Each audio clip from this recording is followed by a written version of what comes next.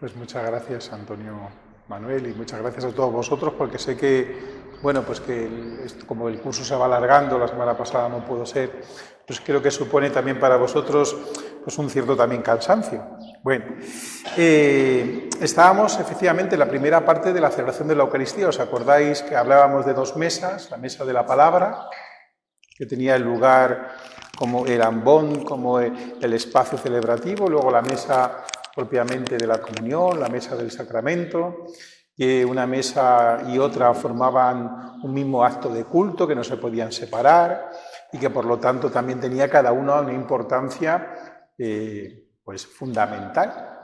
No podemos vivir sin la mesa de la palabra y no podemos tampoco vivir sin la mesa de la Eucaristía. Y se decía también pues, que la manera de encontrarnos con Cristo precisamente era en la proclamación de la palabra. Y desde ahí se hacía una presentación del leccionario, que es lo que vamos a volver a entrar, como ha dicho, bastante densa, en el que hablábamos pues, de los dos tipos, llamámoslo así, los dos tipos de organización, una organización en los días feriales y otra organización pues, para los domingos, los días feriales o los días de diario.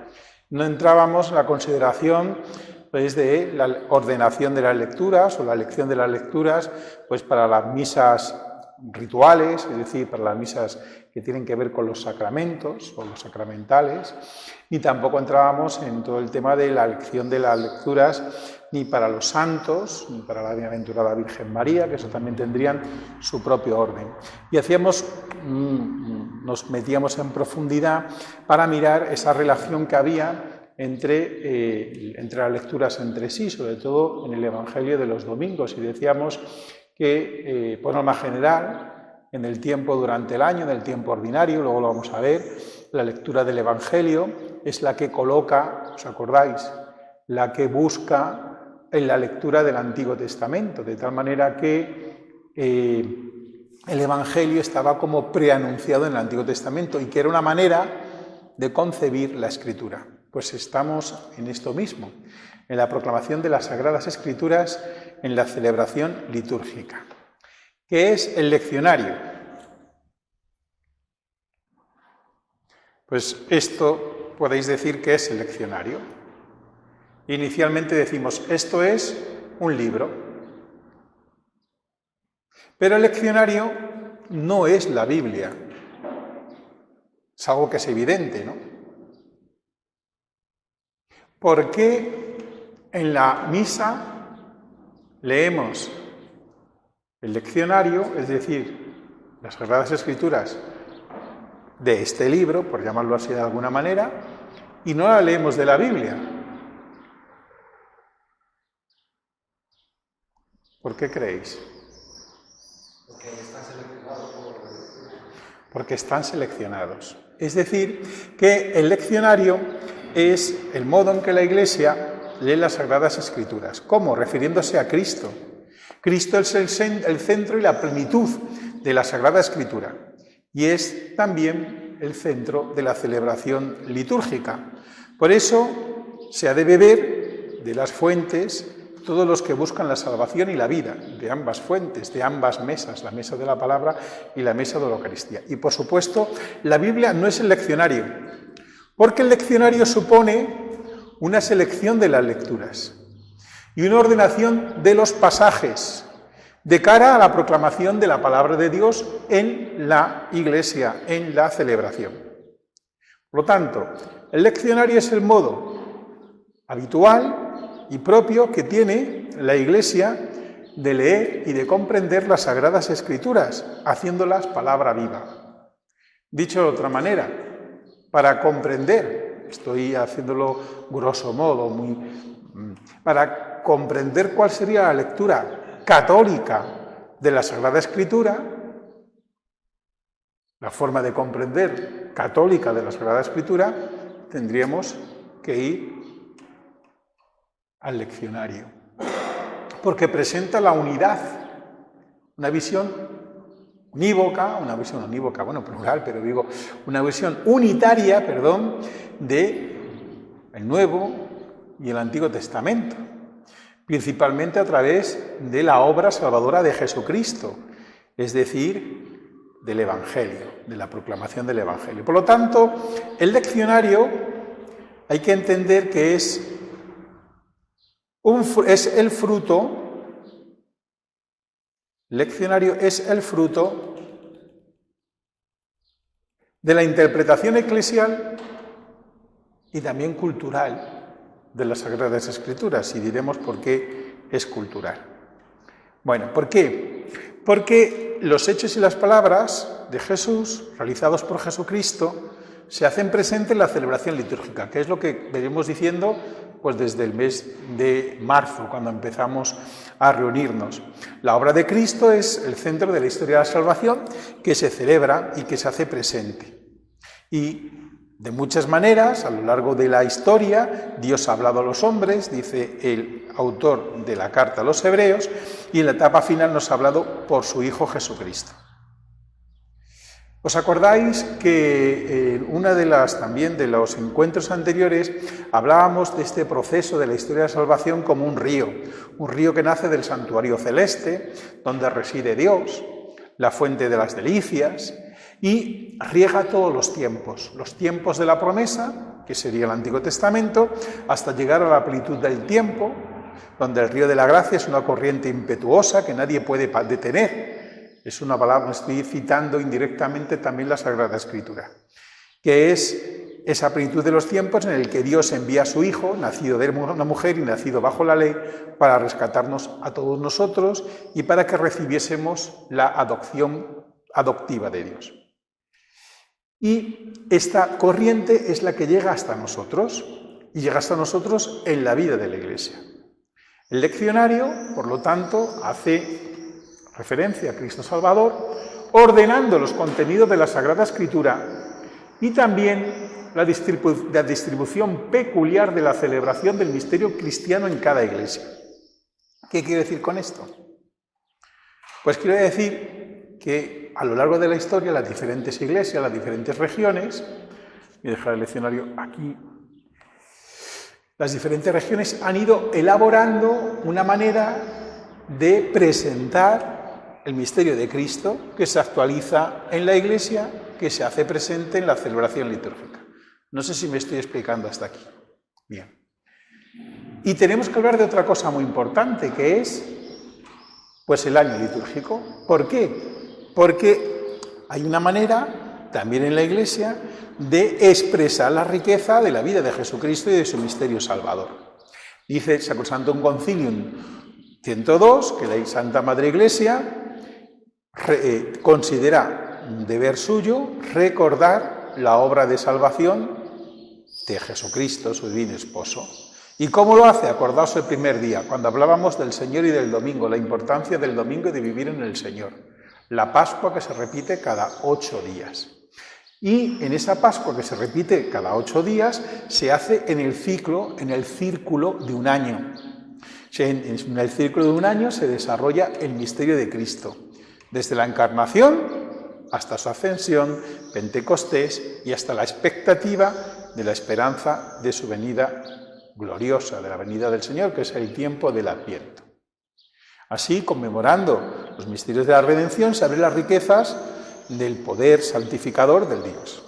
El sentido de la totalidad de la corriente de la salvación que hablábamos antes, desde el principio al final, es el mismo Jesucristo. Él es el agua viva que calma la sed.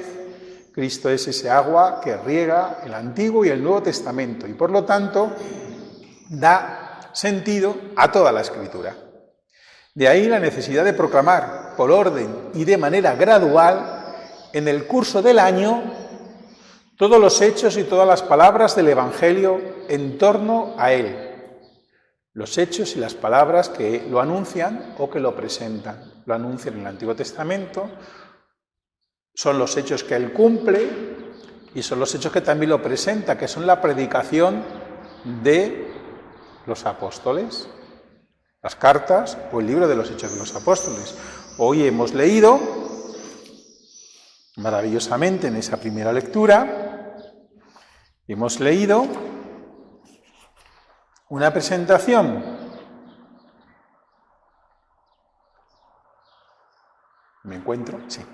una presentación de Pablo, de Jesucristo, y os acordáis que hace toda una presentación de la historia de la salvación. Esta lectura de este pasaje del Evangelio, del libro de los Hechos, ¿os acordáis que decíamos que el libro de los Hechos lo que estaba proclamando era el misterio pascual, la Pascua de Jesucristo realizada en la Iglesia, y cómo los apóstoles eran testimonio del acontecimiento de la salvación, y por eso lo leemos en el tiempo de Pascua, ¿os acordabais? Ahí ya hay una selección. En tiempo de Pascua se lee el Nuevo Testamento, no se lee el Antiguo, porque lo que estamos haciendo es testificar la resurrección. Nosotros no hemos visto la resurrección, pero recibimos su mensaje salvador a través de estos testigos. Aquí una lectura entera del Antiguo Testamento. Hablaba de Moisés y de David y del rey Samuel, ¿os acordáis, no? Era muy interesante esta lectura que hacía. Bien, pues, y de hecho, ya os digo alguna cosa de los leccionarios. En los leccionarios, la manera también que tiene de interpretar la lectura, la Iglesia, es resumiéndolos. ¿Y cómo lo resume? Creo que la semana pasada dije algo, en un título. El título no es la primera lectura que, por cierto, no hay que leer, no se dice primera lectura, lo rojo no se lee, pero nos sirve. No se dice primera lectura como tampoco, imaginaos, creo que eso lo dije ya, ¿no? Que como ya estoy viejo y mayor, ya no me acuerdo. Entra el sacerdote y dice, en nombre del Padre, del Hijo, del Espíritu Santo, amén. El Señor esté con vosotros. Acto penitencial. No. Oración colecta, no. Todo lo rojo es una indicación para que nos sirva para celebrar, pero no se lee. Pero bueno, esto es el título de la lectura, que viene a resumir lo que la Iglesia quiere que nos fijemos, porque aquí hay muchas cosas que nos sirven para nuestra vida espiritual y nos sirven para nuestra vida y para alimentar nuestra fe. Pero aquí la Iglesia quiere que nos fijemos en una cosa muy concretita, y en esta lectura que hemos proclamado dice, Dios sacó de la descendencia de David un Salvador, Jesús. Pues desde ahí ya tenemos un contenido muy importante. Bueno, entonces, ¿qué quiero decir con esto? Pues que a lo largo del año la Iglesia, que considera que se tiene que proclamar todo el misterio de Cristo, lo va diferenciando y va haciendo una selección. Bien, el leccionario, por lo tanto, es ese libro litúrgico para la celebración de la Iglesia, que recoge la historia de los actos de Jesús y lo despliega a lo largo del año.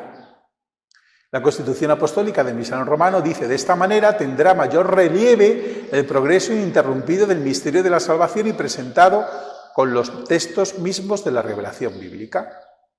De este modo, la ordenación de la lectura responde a las necesidades y los deseos del pueblo cristiano. En los tiempos de Pascua, Cuaresma, Adviento y Navidad, la selección y distribución de las lecturas tiende a que de modo gradual los cristianos conozcan más profundamente la fe que profesan y la historia de la salvación. A partir de este domingo, ¿os acordáis que decíamos en la semana pasada? Cambia la dinámica de los evangelios de Pascua. Hasta ahora nos hemos centrado en los 3 primeros domingos de Pascua en las apariciones del resucitado.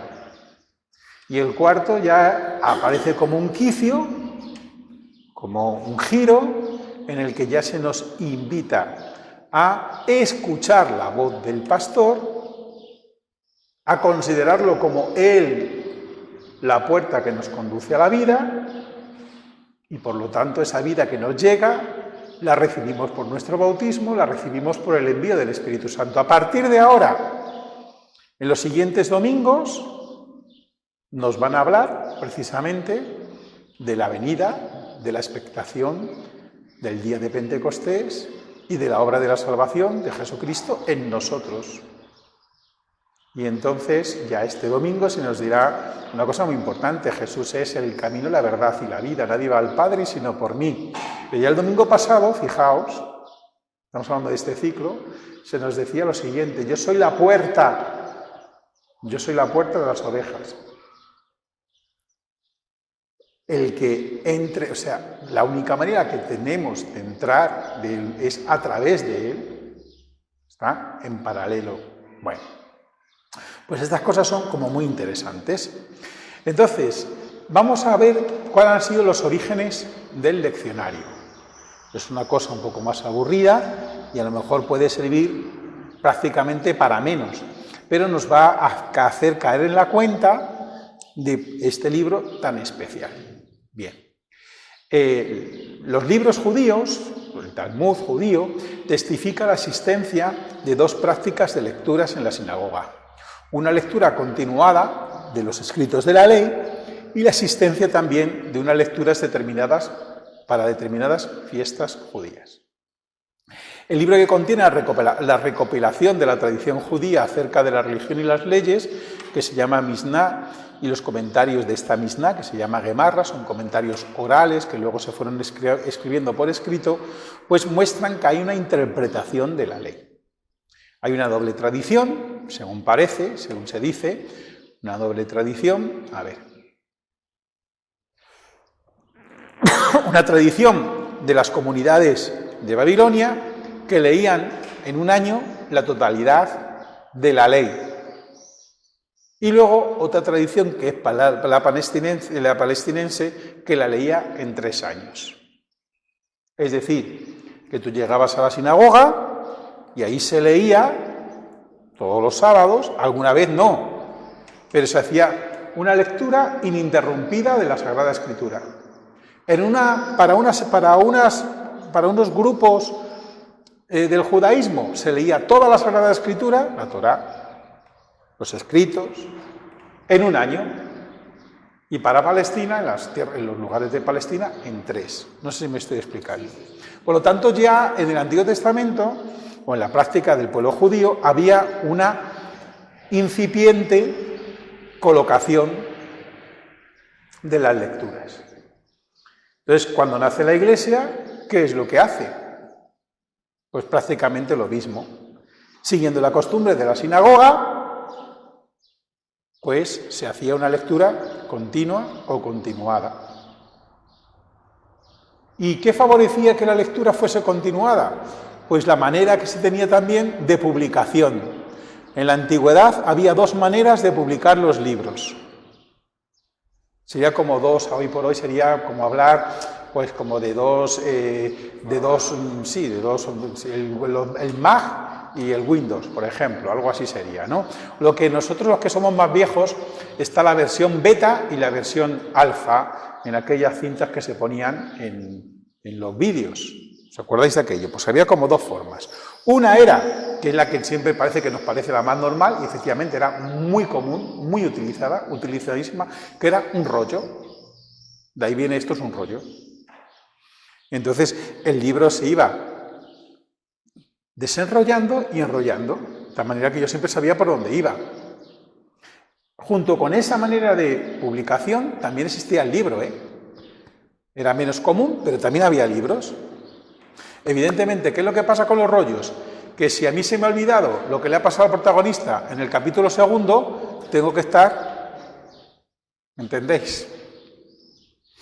Volviendo otra vez, desarrollando, hasta que llegue al capítulo 2.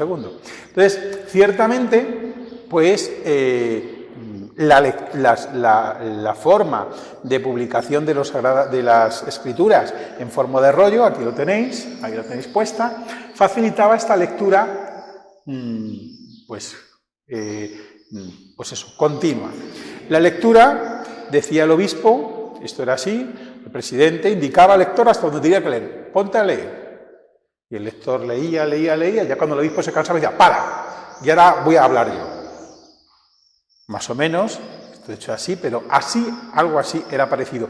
Y esto no lo digo por decir, sino que ciertamente hay testimonios. Entonces, los padres de la Iglesia decían, bueno, hasta aquí ayer estuvimos leyendo hasta tal sitio, ahora vamos a leer hasta tal otro. Y bueno, pues esto, ¿no? Con ocasión de algunos domingos o fiestas señaladas, comenzaron, igual que en el Antiguo Testamento, igual que en el judaísmo, a escoger algunas lecturas, ligando unas partes de las Sagradas Escrituras con otras para iluminar el misterio o la fiesta que se estaba celebrando. Me estoy explicando hasta ahora, ¿no? Bien. A este método se llama lectura eclogádica y se practicaba en el siglo II. Cuando empieza a constituirse el año litúrgico, la lectio, la lectura continua que hemos visto, empieza a ser interrumpida en ciertos días por la selección de pasajes adaptados al domingo que se celebra. Parece ser que lo primero que surge en el año litúrgico es los días de ayuno en torno a la Semana Santa, al Sábado Santo, en concreto previos a la Vigilia Pascual, previos al Domingo de Resurrección, y luego el tiempo de Cuaresma como preparación del bautismo. Hacía falta que los que se preparaban al bautismo tuviesen una explicación especial del misterio que iban a celebrar y de la totalidad de la fe. Y comienza, por lo tanto, a haber una selección de los pasajes. Bien, hay que entender que el año litúrgico nosotros lo concebimos como un todo. ¿Qué es el año litúrgico? Pues lo concebimos como un todo. El año litúrgico, pues podemos pensando, llega más o menos diciembre, en torno al día 30 de noviembre, pues tenemos el comienzo, ¿verdad?, de la preparación a la Navidad, que se llama el tiempo de Adviento, este tiempo también de expectación de la última venida, luego viene la Navidad, luego tenemos unos domingos que no tienen color, aunque nos ponemos de verde, luego llega el tiempo de Cuaresma, y nos parece todo que es un conjunto. Pero al comienzo no era así. Había distintas tradiciones, esto se sabe. Las iglesias orientales, por norma general, por ejemplo los bizantinos, no tienen Adviento, porque el Adviento lo inventamos los españoles. Y de España se pasó a la Galia, de otra manera, y luego también se pasó a Roma. En España, en Francia, en la Galia se celebraban 6 semanas, y aquí en Roma se celebraban 4 semanas antes de la celebración de la Navidad. Esto no se hacía en todos los sitios, no sé si me estoy explicando. Bueno, pues entonces, en torno a estos ciclos se fue configurando propiamente una selección de lecturas. Y entonces, ¿qué es lo que ocurría? Pues que ya había una bastante diferencia entre la manera de concebir el tiempo y la fe de los judíos y de los cristianos, y la manera también de leer las Sagradas Escrituras, porque ya los cristianos empezaban a seleccionar más. Para realizar este método era necesario que la Escritura tuviera editada en forma de libro y no de rollo, porque era más fácil, claro. Me decía Antonio Manuel, decía, claro, es que es muy difícil, cuando no sé cuántas ermitas tenéis aquí, pues son 4 o 5, ¿cuántos lugares de culto tenéis funcionando? Unos cuantos. Claro, pues imaginad lo que es unos libros litúrgicos para 4 sitios. Esto es complicado, ¿eh? Esto es complicado, es muy complicado el tenerlo así, ¿no? Es complicado ahora y por aquel entonces podemos decir que mucho más, muchísimo más. Entonces, claro, el hecho de haber ya editado los libros de esta manera, pues facilitaba. Bien. Entonces, ¿qué es lo que ocurre? Comienza las Biblias anotadas. ¿Qué es la Biblia anotada? Pues es el estado más primitivo de los leccionarios. Entonces, son unas anotaciones que se hacía en el texto, de dónde se empezaba a leer y dónde se dejaba de leer. Aquí se empieza a leer. A veces estaban marcadas con las palabras incipit, cuando se empezaba a leer, y explicit, cuando se acababa de leer. Es decir, aquí se comienza y aquí se acaba. Bien. En otras ocasiones las anotaciones eran simplemente signos. Una rayita. Esto aparece en los manuscritos de la Biblia, las versiones de la Biblia, una versión latina y tal. Una rayita, entonces aquí se empezaba, y otra rayita y aquí se acababa. Bien, o bien notas que contenían los versículos que se debían leer. También se señalaba el día para tales lecturas eran señaladas. A veces los manuscritos tienen día tal, domingo tal. Entonces, así es como se sabe lo que se leía en el pasado, a través de las versiones que nos han ido llegando. En este tiempo, el libro de la Biblia era necesario para el desarrollo de la celebración. No había un libro propio. Voy a tirar algo. No había un libro propio, era el mismo libro de la Biblia, pero ya tenía las notas para que se pudiese leer, como era un libro, dependiendo de los días. El leccionario como tal no había aparecido. El paso siguiente fue, bueno, ¿y qué toca hoy? Venga para arriba libro, venga para arriba para abajo, cuando pues esto es muy fácil, hacemos una lista. de las lecturas. Entonces, al primer domingo de Adviento le corresponden estas lecturas, y al segundo estas, y al tercero estas. Y eso se marcaba, pues, al comienzo de los volúmenes.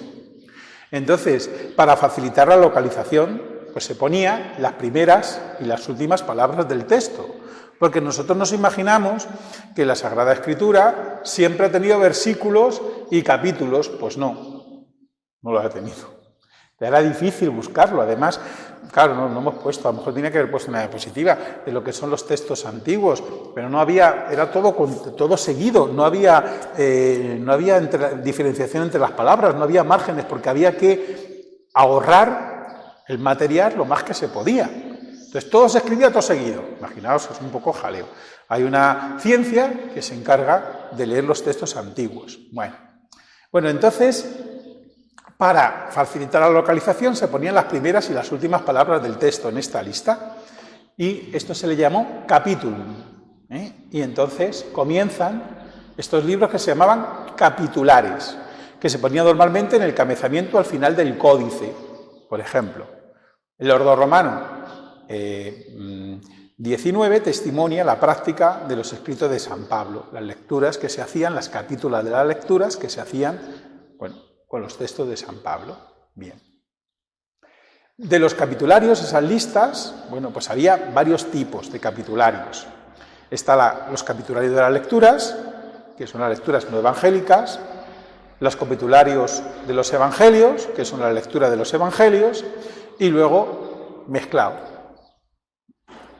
Pues esto eran los tipos que había. Voy avanzando. Y el paso siguiente, a partir del siglo VIII, fue copiar la lista de estas oraciones marginales, no por el orden del libro bíblico, sino en orden al calendario. Ya no se cogía, ya lo importante no era el orden del libro bíblico, sino el calendario. ¿Por qué? Porque el año litúrgico estaba ya muy desarrollado. Y entonces, ¿qué se hacía? Y ahí se iba cogiendo las lecturas atendiendo a la fecha, que es como lo tenemos hoy. Abrimos por el medio el leccionario y nos encontramos tercera semana de Cuaresma. Esto es un calendario, ¿os dais cuenta? Y te vienen las lecturas. Bien. El nuevo libro incluía generalmente varios volúmenes. Dentro de estos volúmenes había un libro especial, que no vamos a hablar de aquí, que es el libro de los Evangelios. Y ya estamos en los leccionarios. Los leccionarios, que han recibido muchos nombres, Comes, Apóstolos, iba a haber traído el Liber Comicus de la liturgia mozárabe, y al final no lo he hecho, a lo mejor la semana que viene os lo dejo. Comes, Apóstoles, Epistolare, dependiendo de si era el libro de los apóstoles, si era las cartas, Y luego empezó a asistir los leccionarios plenarios, que son lo que tenemos ahora, que son los libros. O sea, aquí viene todo. Viene el Evangelio por un lado, pero viene el Evangelio aquí, y viene por las lecturas. Bien puede ser la lectura de los Hechos de los Apóstoles, o bien puede ser la lectura, pues eso, de ¿cómo se llama? De las lecturas de los, ¿cómo se dice? De las cartas de San Pablo, o del Antiguo Testamento, ¿vale? Para la celebración de la misa en aquel entonces, pues había dos libros. Un libro con muchos volúmenes, como tenemos ahora, igual que tenemos ahora, que es el leccionario, y luego otro libro que contenía las oraciones, que es el sacramentario. Esto es bien. A partir del siglo XI comienza a haber un proceso en el que los sacramentarios, es decir, el libro de las oraciones y el libro de las lecturas, es decir, el leccionario, se comienzan a unir. ¿Me estáis entendiendo? Dando lugar a los que se llaman misales plenarios. Y esto es muy importante porque son misales que resumían las lecturas, porque en un libro entero no te entraba todas las lecturas que se proponían a lo largo del año. Entonces, ¿eso qué supuso? Supuso que durante bastante tiempo hay bastante tiempo, estamos hablando ya del siglo XIII, siglo XIV, siglo XV, se comenzó a leer muy poco la Biblia, o mejor dicho, la palabra de Dios, el leccionario en la Iglesia, porque se reducía. Entonces, ¿qué es lo que ocurría? Pues ocurría que para muchas veces, pues cuando llegaba un domingo, también ahora, por ejemplo, si vas a la liturgia mozárabe, eso es lo que ocurre, es decir, no hay lecturas para los días de diario. Nosotros tenemos la suerte de tener unas lecturas para los días del diario. Bueno, y esto fue lo que dio lugar a el misal después del Concilio de Trento del 1570. Actualmente hemos vuelto a recuperar, sacando del misal, del oracional, sacando las lecturas, hemos vuelto a recuperar el leccionario y lo hemos enriquecido conforme a los estudios estos que os hemos presentado. Y entonces hoy por hoy tenemos un leccionario, el primero, que está dividido en tres, un ciclo de 3 años, leemos todos los evangelios en un ciclo de 3 años, que decíamos el otro día, el leccionario 1A, 1B y 1C. 1A para San Mateo, que es el ciclo que estamos ahora, 1B para San Marcos, 1C para San Lucas. Después tenemos otro leccionario para los días de diario, de Adviento, Navidad, Cuaresma y tiempo pascual, que es este que estaba yo aquí agarrándolo. Después, el tercero, año par, y tercero, año impar, estoy hablando de la última versión del leccionario en España, pues para los días de diario del tiempo ordinario y los días de diario del año par y el año impar, porque los evangelios son los mismos, pero las primeras lecturas no.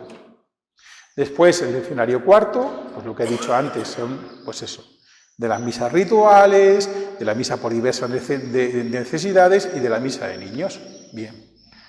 Hay dos maneras de elegir los textos para lo que es propiamente lo que nos ocupa, lo más importante, que es la forma dominical y festiva, que se desarrolla en un ciclo de 3 años. En 3 años leemos la totalidad de los evangelios. En 3 años leemos la totalidad de los evangelios y vamos a misa todos los días, prácticamente la totalidad de la Biblia. Si alguna vez me va a preguntar, ¿pero te has leído la Biblia entera? Pues si vas a misa durante 3 años, casi. Casi. Y luego, la ferial, que es, pues eso, lo que he dicho antes. Bien. Vale. El leccionario dominical, ¿os acordáis? Había 3 lecturas, más el Salmo responsorial, una lectura del Antiguo Testamento, una segunda lectura del Apóstol y luego la tercera del Evangelio. En tiempo de Pascua no se lee el Antiguo Testamento. La del ferial, la de los días de diario, la primera, tomada del Antiguo Testamento del Apóstol, por supuesto en tiempo de Pascua, del libro de los Hechos de los Apóstoles, y la segunda que es siempre del Evangelio, y es siempre el mismo. Los 2 ciclos, ciclo impar y ciclo par, el Evangelio para todos los días siempre es el mismo, lo que cambia son las lecturas. Estamos hablando del tiempo durante el año, porque luego hay otro leccionario que está, las lecturas de misa de diario, que es una para cada día. Y que pues también va conservando un poquito una lectura semicontinuada del Evangelio, pero atendiendo a otros temas. Podríamos haberlo visto ya. Bueno, entonces creo que es importante hacer una consideración de lo que es el año litúrgico y el leccionario. Tenemos año litúrgico porque tenemos leccionario, si no, no podríamos tener año litúrgico. Cuando llega Adviento, ¿por qué sabemos que estamos en Adviento? Porque se lee el profeta Isaías, porque se lee los pasajes de Juan Bautista, porque se lee la Anunciación a San José y a la Virgen María cuando ya están cerca. Y así nos preparamos para celebrar la Navidad y para la expectación gloriosa del Señor. Bueno, pues vamos avanzando. Lo que había dicho antes, ¿no? El Sacrosanctum Concilium, que habla del año litúrgico. ¿Cuál es la idea? La idea es que en cada celebración, volvemos a recordar, se hace presente la obra de la salvación que Jesús realizó. se hace contemporánea a nosotros. ¿Os acordáis de aquellos textos que decíamos del Papa Francisco en la exhortación apostólica Desiderio Desideravis, que decía, yo soy la samaritana, yo soy el ciego de nacimiento que estoy allí? Pues esto mismo, esto se hace presente. Entonces, es importante que la Iglesia presenta esta actualización del misterio de Cristo en el ciclo, en la vuelta solar, y lo digo así, de un año.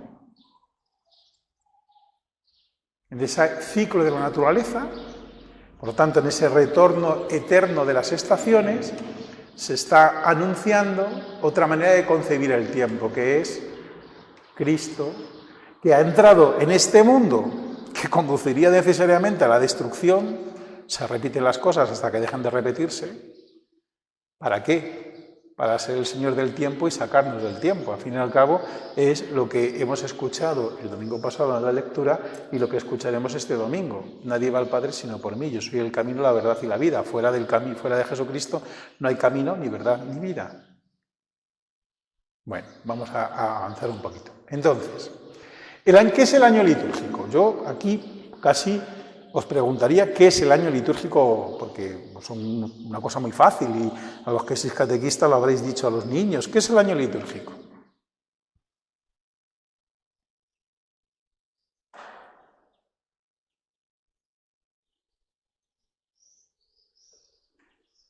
Un resumen de la vida de Cristo.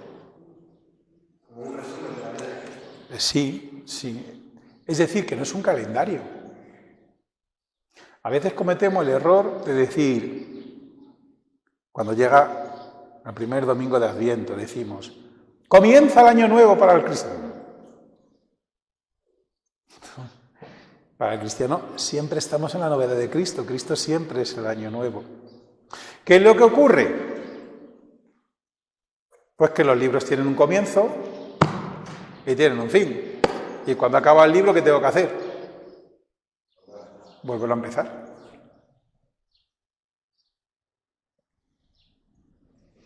Pero esto, que es una cosa real y finita, está expresando algo mucho más importante, y es que siempre estamos viviendo en el Señor.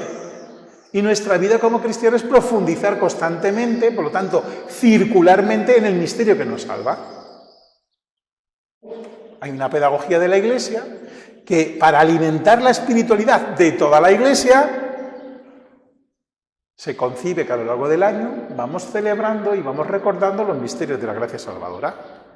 Y junto con el ciclo de la Virgen del Señor, en una vuelta solar, se nos ofrece también las celebraciones de la Bienaventurada Madre de Dios y de todos los santos.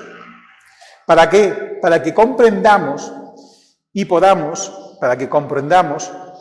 podamos celebrar la historia de la salvación que Dios ha hecho por Cristo en cada uno de nosotros. Y para eso es necesario una proclamación sistemática y jerarquizada de la palabra de Dios. En el tiempo de Cuaresma no estamos proclamando los evangelios de esta semana, de Pascua. Pero curiosamente, si vas al rito bizantino, pues lo que nosotros hemos proclamado en tiempo de Cuaresma, ellos lo proclaman en el tiempo de Pascua. Están presentando el mismo misterio de la salvación, pero de maneras distintas. No sé si me estoy explicando.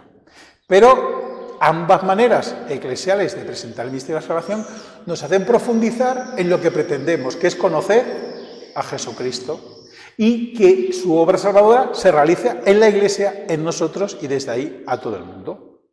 No sé si me estoy explicando. Entonces, el leccionario tiene como misión hacernos vivir el año litúrgico, una de las misiones, por supuesto. Bien, y esto está justificado en este documento, la ordenación de las lecturas de la misa, del cual os he hablado, que no hace falta que lo miréis. Bien. Vamos a concretarlo y a ver si acabo dentro de un poquito y ya está, ¿vale? Vamos a ver muy bien. Tiempo de Pascua. Los domingos del tiempo de Pascua se consideran como domingo de Pascua. Nos dice un documento que habla sobre el calendario, sobre el año litúrgico. Y se le designa como segundo, tercero, cuarto, quinto, sexto y séptimo. Es la terminología que tenemos en la Iglesia. ¿En qué estamos ahora? En el cuarto domingo de Pascua. Por lo tanto, estamos en la cuarta semana de Pascua. La próxima semana será quinta semana de Pascua. Y cuando estamos en tiempo ordinario, igual los domingos se llaman domingo primero, segundo, tercero, cuarto. Bueno, primero no existe, ¿vale? Pero existe, pero poco. Entonces, segundo, tercero, cuarto, bueno, pues así es. Y esa es la terminología que nos hace, saber lo que hay que celebrar. Los 8 primeros días del tiempo de Pascua son la octava pascual. La ascensión del Señor, ya sabéis el refrán, ¿no? 4 jueves, esto que ya tenemos todos ahí en el año, que brilla más el sol. Pues lo que pasa que como ya no es festivo, pues entonces se ha metido en el séptimo domingo de Pascuas. Ya en su momento se dijo que se podía trasladar y aquí en España se trasladó. ¿Y los evangelios? Pues lo he dicho antes, primer domingo, segundo y tercer domingo de Pascua, dedicado a las apariciones. El cuarto, al buen pastor. El quinto, el sexto y el octavo, a los pasajes escogidos del discurso de la oración del Señor después de la última cena. Es decir, que lo que vamos a proclamar a partir de ahora son pasajes centralmente eucarísticos. No sé si me estoy explicando. Porque la Pascua la vivimos en la Eucaristía. Bien. Y luego lo que decíamos la semana pasada, la primera lectura de los Hechos de los Apóstoles, ya lo he explicado, y luego la lectura de los Apóstoles, la carta apostólica, que es la primera carta de San Pedro, por su contenido bautismal, la primera carta de San Juan, y luego en el año C, el Apocalipsis. Bien. El tiempo de Cuaresma. ¿Qué es el tiempo de Cuaresma? Me diréis, es el tiempo que prepara la Pascua. Y está muy bien. Los documentos dicen lo mismo y siempre ha sido así. La celebración anual de la Cuaresma es un tiempo favorable durante el cual se va ascendiendo a través de los distintos domingos hasta que se llega a la montaña de Pascua. Pero, ¿qué es lo que caracteriza este tiempo? Pues como dos movimientos. Un movimiento antiguo, que cada vez ahora en la Iglesia se está dando más. ¿Por qué? Porque cada vez hay más personas que no están bautizadas y que piden el bautismo y son adultos y hay que acompañarles. Y el tiempo de Cuaresma es un tiempo muy especial para ellos, de especial preparación para ellos, de especial catequesis para ellos. Entonces, un tiempo que prepara los catecúmenos y que junto con los catecúmenos, los fieles también nos preparamos para renovar las promesas en la vigilia pascual. Por lo tanto, muchas veces nos esforzamos mucho en el tiempo de Cuaresma y luego nos vamos a misa a la vigilia pascual y esto sería lo lógico. Bueno, los fieles se dedican con más asiduidad, pues lo que se hace en tiempo de Cuaresma, a escuchar la palabra de Dios y a rezar, a tener penitencia, a tener un poco de abstinencia para la carne y para algunas cosas más, y para renovar nuestros votos bautismales, y nos confesamos especialmente, también unido a esas prácticas antiguas medievales que se decía que había que confesar una vez al año porque los fieles se habían olvidado ya la historia de confesar y de celebrar el sacramento de la penitencia, bueno, pues estas cosas. Bien, entonces, el tiempo de Cuaresma. Las lecturas del Antiguo Testamento se refieren a estas catequesis, a los catecúmenos. Cada año hay una serie de textos que presentan los principales elementos de la historia de la salvación. En Cuaresma, las primeras lecturas nos hablan de la historia de la salvación, desde el principio hasta la promesa de la nueva alianza. La lectura del apóstol,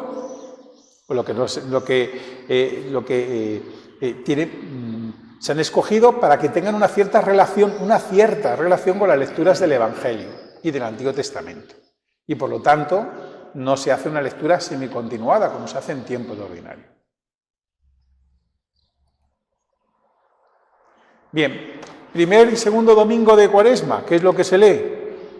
Pues las tentaciones y el segundo, la transfiguración. Tercero, cuarto y quinto de domingo, en el año A, la Samaritana, la resurrección de Lázaro y el ciego de nacimiento, que son los evangelios propiamente de las catequesis, de una manera o de otra, a los que han recibido o van a recibir el bautismo.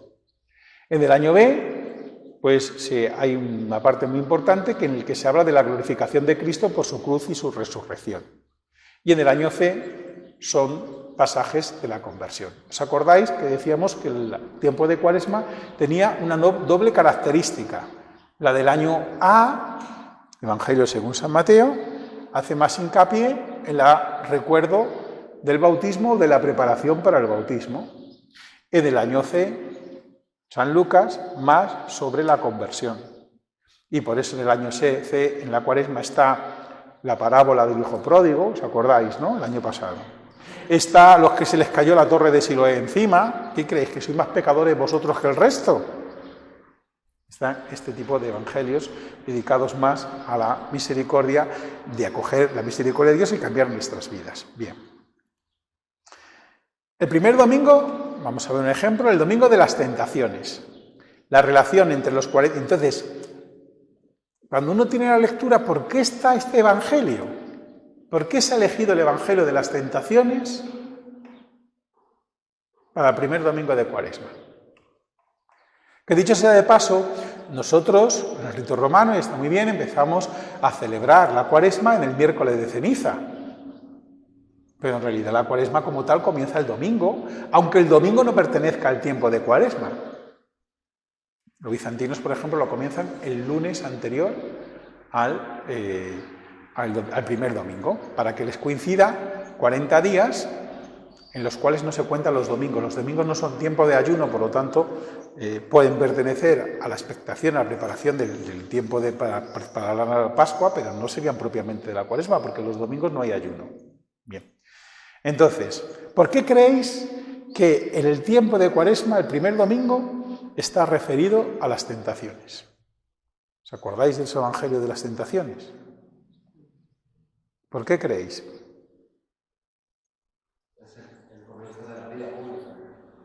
Sí, pero es un poquito antes.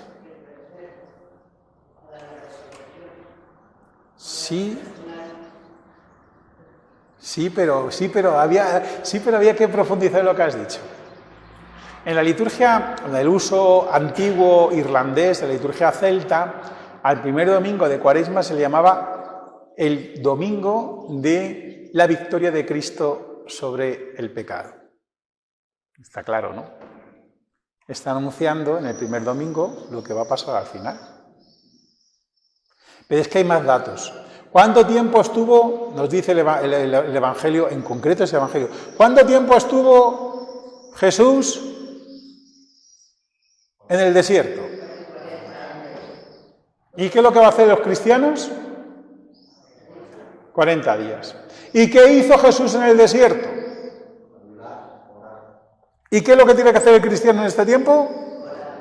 ¿Para qué? Para parecernos a Jesús. Para alcanzar, no para alcanzar nosotros, sino para que Cristo en nosotros nos haga morir el pecado y resucitar a una vida nueva. Y entonces, ¿cuáles son los contenidos de ese domingo? Pues el directorio de la homilía, pues lo dice, la relación de los 40 días con la Cuaresma. Los 40 días de Jesús evocan los 40 años de peregrinación de Israel por el desierto. Y os acordáis que decíamos, las primeras lecturas, en el tiempo de Cuaresma, hablan de la historia de Israel. Fijaos cómo está todo también enlazado. La pasión se inicia en el desierto. El comienzo de la vida pública de Jesús, desde el principio, Jesús va al encuentro de la pasión, va al encuentro del mal. Las tentaciones de Jesús, que se ve sometido, representan la lucha que tendrá que afrontar en la cruz. Si tú eres el Hijo de Dios, baja de la cruz, hombre, que te hemos visto. Si eres Hijo de Dios, transforma las piedras en pan.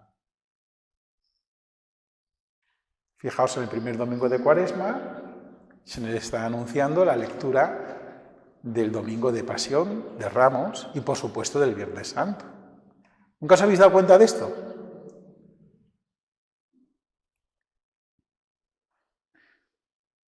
¿Qué ha pasado? Ahí. Bueno, una menos. Vamos a hablar podríamos hablar del segundo domingo, del tercer domingo y del cuarto domingo, pero vamos a hablar del tiempo ordinario. Porque el tiempo ordinario, el tiempo durante el año, perdonad que está ahí tan mal, el tiempo ordinario, el tiempo durante el año, es el menos conocido. Yo porque no tengo...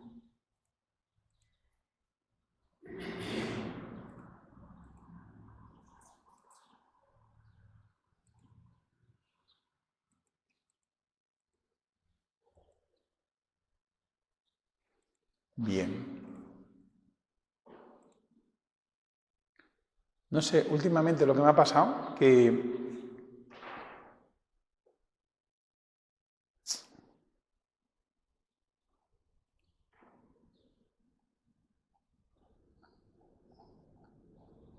Bueno. Es que lo tenía escrito y no sé por qué no está. Pero bueno, cosas de estas extrañas que a lo mejor no se le da bien a grabar. Os pregunto, hay como dos, por así decir, dos formas muy distintas en el que está estructurada el año litúrgico. Hay unos tiempos en los que se está coloreados, tienen color, y se nos hace caer en la cuenta de misterios muy especiales y muy centrales en la vida de Jesucristo para nuestra salvación. Por ejemplo, la Navidad. O, por ejemplo, la Pascua. A esos tiempos, incluso se le llama tiempos fuertes. Hay tiempos fuertes. Todos son tiempos fuertes. El domingo es el tiempo fuerte. Pero es verdad que son tiempos especiales. Y ya hemos dicho que tienen su organización concreta de lecturas para que conozcamos el misterio de nuestra salvación. Pero es que luego hay otros domingos, que no son pocos, son 33 o 34. En principio son 34 en el libro, pero son 33 o 34. Este año son 33. 34 domingos tiene mucho peso. ¿O no os dais cuenta? ¿Qué es más importante? ¿34 domingos de vacaciones o 7 que son la Pascua? 34, ¿no? Bueno, pues esos domingos que no celebran ningún misterio especial de la vida del Señor, ¿qué celebran? Son lo central en el año litúrgico, ¿eh? O sea, es lo que tiene más peso en el año litúrgico, ¿os dais cuenta? ¿Y qué celebran esos domingos?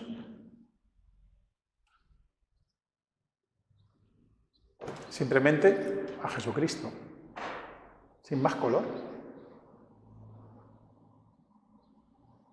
Podemos decir que celebra lo cotidiano de la vida de Jesucristo, que es Redentor, pero está celebrando y está proclamando una cosa muy importante. En las lecturas se nos está anunciando lo que Jesús hizo, es decir, su ministerio público, su anuncio del reino de Dios y cómo lo cumplía con sus palabras, con sus discursos y con sus milagros. El tiempo ordinario es el tiempo que nos hace considerar que Jesucristo es el reino de Dios prometido. Ha llegado a vosotros el reino de Dios. Esto es lo que Jesús comenzó su predicación diciendo que era la buena noticia, el Evangelio. Y esto es el tiempo ordinario. El tiempo ordinario que se llama tiempo durante el año. Es decir, per annum en latín. Lo que pasa es que nosotros, al traducirlo, pues se ha traducido tiempo ordinario. Entonces, ¿a qué nos suena el tiempo ordinario? Bueno, pues que estamos de ordinario. Bueno, en fin. Las bandas, no sé si algunos estáis aquí en la Semana Santa, tenéis banda aquí o tenéis alguno, tocan de ordinario, es decir, bueno, vamos corriendo que tenemos que ir a algún lado. Pero ordinario, domingo de tiempo ordinario, no se refiere a ese ordinario que nosotros pensamos que es ordinario, que es como, bueno, no, estamos en tiempo ordinario, no pongas incienso, estamos en tiempo ordinario. No. Lo que se dice ordinario viene de ordo, la ordenación una vez más, el orden de las lecturas que proclaman el misterio de Cristo. No sé si me estoy explicando. Pues vamos a echarle un vistazo, muy rápido. Evangelio del segundo domingo. Vamos a coger solamente en este año, en el ciclo A, y lo que ya hemos vivido hasta ahora, es decir, hasta que apareció el domingo primero de Cuaresma.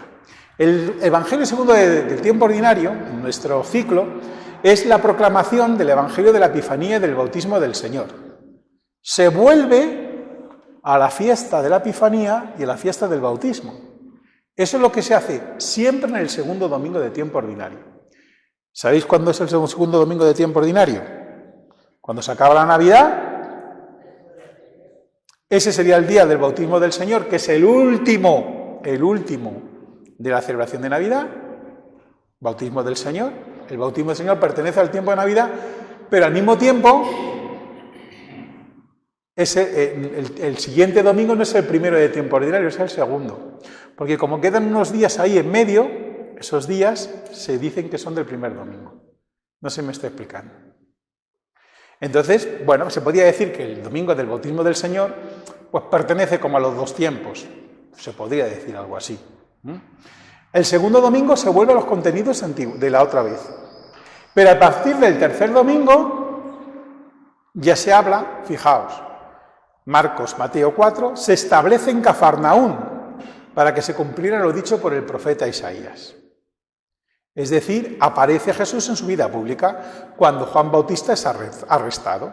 La luz que anuncia el profeta es la luz del reino de Dios por parte de Jesús. La llamada a los discípulos aparece también en ese domingo y la primera lectura es la profecía del libro del Manuel del profeta Isaías. En Galilea de los Gentiles el pueblo vio una luz grande.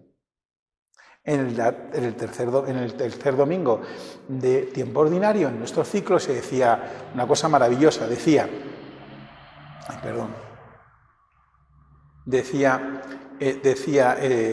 esto, a ver, se lo encuentro. Sí.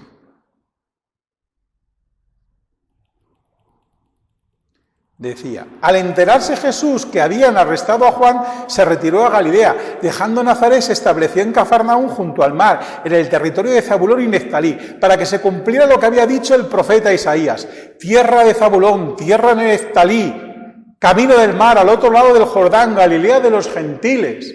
El pueblo que habitaba en las tinieblas vio una luz grande. ¿Y cuál es la lectura? Esta. La primera lectura es esta. ¿Lo veis? Está en una armonía perfecta. En el primer, voy a deciros, el Evangelio del segundo domingo, voy a volver un poquito para atrás. Opeta. Es que ahora pierdo el... Voy a ir acabando, ¿vale? Para que no... Pues, ¿qué es? Es el Evangelio según San Juan. Leímos el Evangelio según San Juan 1, 29 y 34. Este es el Cordero de Dios que quita el pecado del mundo. Bien. Y luego, ¿qué ocurre con el cuarto domingo de tiempo ordinario? No tengo yo jopeta.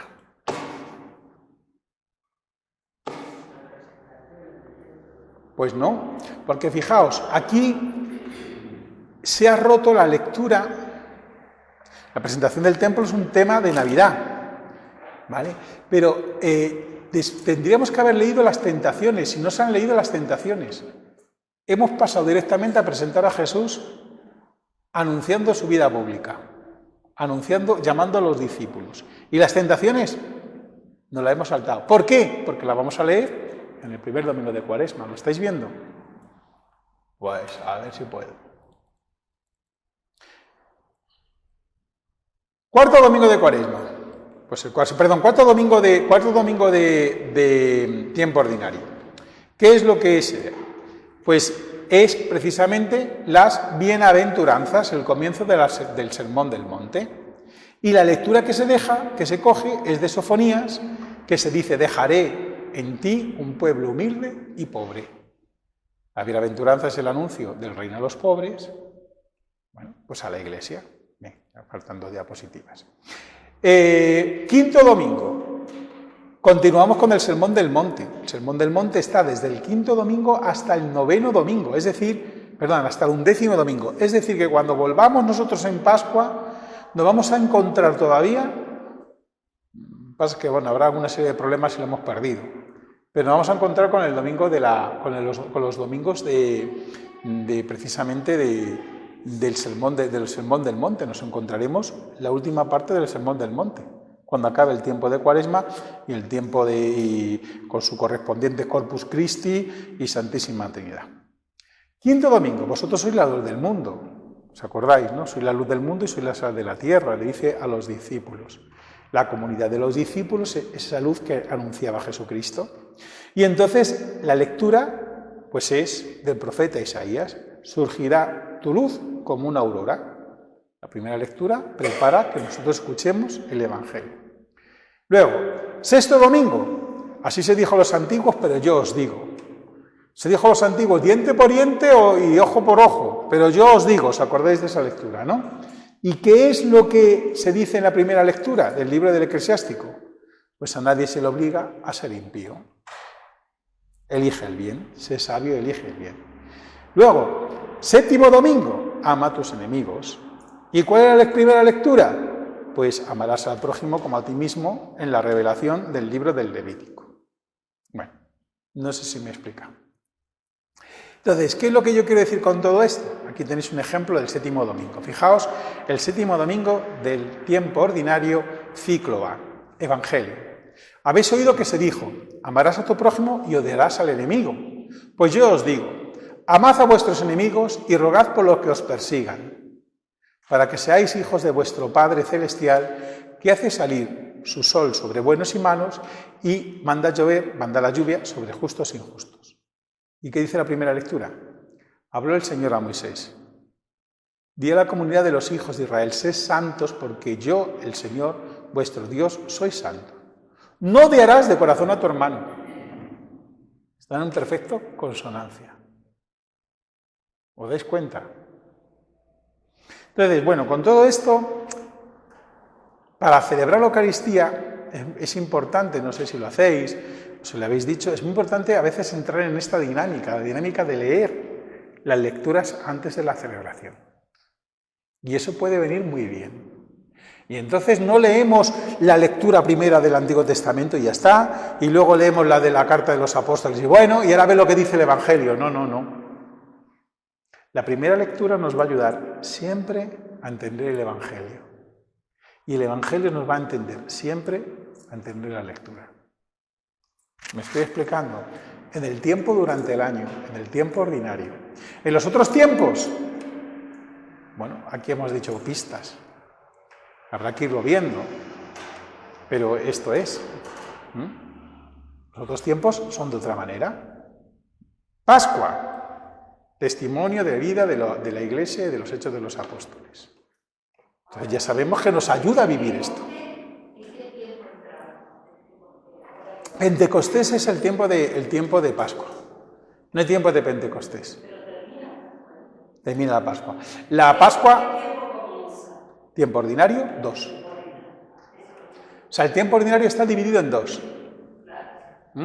Hasta desde el domingo después del bautismo del Señor hasta el primer domingo de Cuaresma. En concreto, hasta el miércoles de ceniza. Y luego, el lunes de Pentecostés, el lunes después de Pentecostés, que era como se decía antes, pues ya no, ya es el lunes correspondiente a ese domingo. ¿Qué es lo que ocurre? Que en ese domingo después de Pentecostés vamos a celebrar la Santísima Trinidad. Y al siguiente, trasladada, vamos a celebrar la fiesta del Corpus Christi. Entonces, hay 2 domingos que no vamos a escuchar las lecturas. Esto es una dificultad del leccionario, pero sí que tendremos los textos. Y luego las fiestas, que ahí están. Ahora, por ejemplo, el lunes después de Pentecostés, pues se ha dedicado a la Virgen María, Madre de la Iglesia. Esta ha sido una petición, una norma, por así decirlo, de una fiesta que se ha introducido.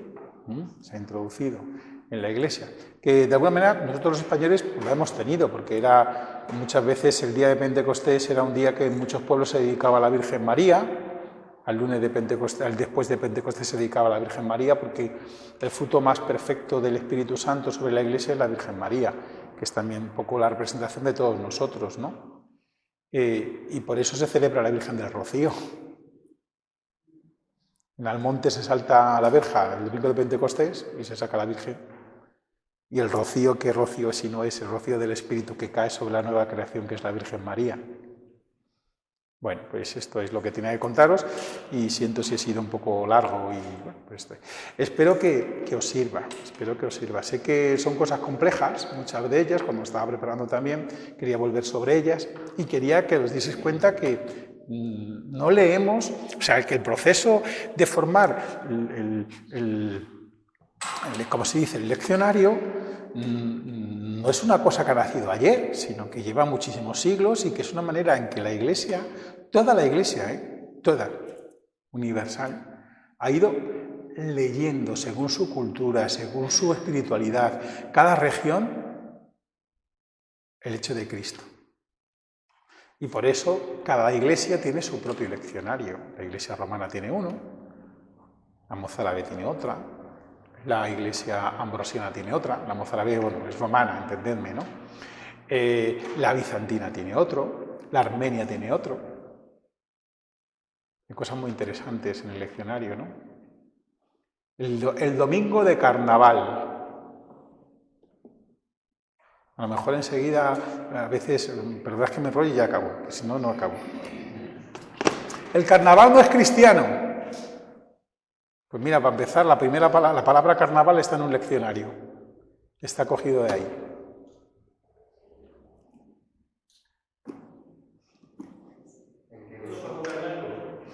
Podríamos hablar más adelante, ¿no? De qué es cristiano o no es cristiano. Bueno, lo que no es cristiano es hacer lo que no se debe en carnaval, eso no es cristiano, ¿no? Pero el carnaval tenía un sentido, pero tiene sentido con la cuaresma. Pero fijaos que en un leccionario armenio viene esto, el domingo de carnaval.